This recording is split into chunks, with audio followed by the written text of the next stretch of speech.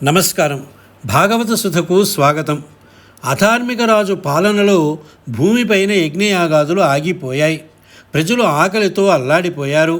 వేణుడి మరణం తర్వాత మహర్షులు ఆయన బాహువుల నుండి పృథు చక్రవర్తిని ఉద్భవింపజేశారు.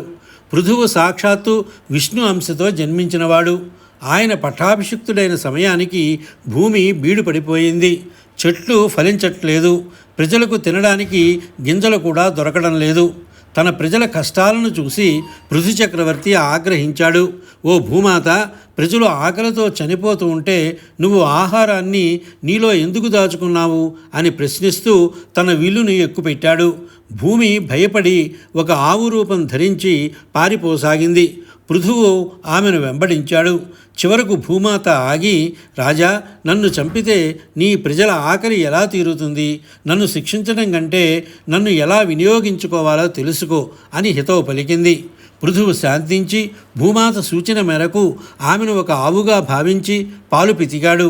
ఆయన స్వయంగా దూడగా మారి లోకానికి కావలసిన ఓషధులను, ధాన్యాలను, రత్నాలను భూమి నుండి పాలుగా గ్రహించాడు.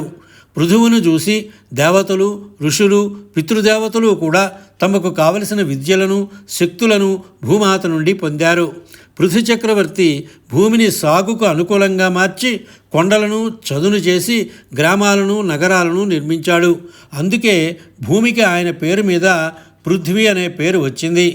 ఇక్కడ పృథు చక్రవర్తి కథ మనకు ఒక గొప్ప పాఠాన్ని నేర్పుతుంది. మొదటిది ప్రకృతి రక్షణ. భూమిని మనం హింసించకూడదు, కానీ ధర్మబద్ధంగా దాని నుండి సంపదను పొందాలి. భూమి మనకు తల్లి వంటిది. మనం ఆమెను ఎంతగా ప్రేమిస్తే ఆమె మనకు అంతటి సంపదను ఇస్తుంది. రెండవది పాలకుడి బాధ్యత. ప్రజల ఆకలి తీర్చడం రాజు యొక్క ప్రథమ కర్తవ్యం. పృథువు కేవలం ఆదేశాలు ఇవ్వలేదు, స్వయంగా రంగంలోకి దిగి భూమిని సాగుకు సిద్ధం చేశాడు.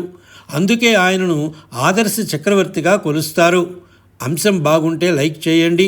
మరిన్ని ఆసక్తికరమైన విశేషాల కోసం ఛానల్ని సబ్స్క్రైబ్ చేసుకోండి. స్వస్తి.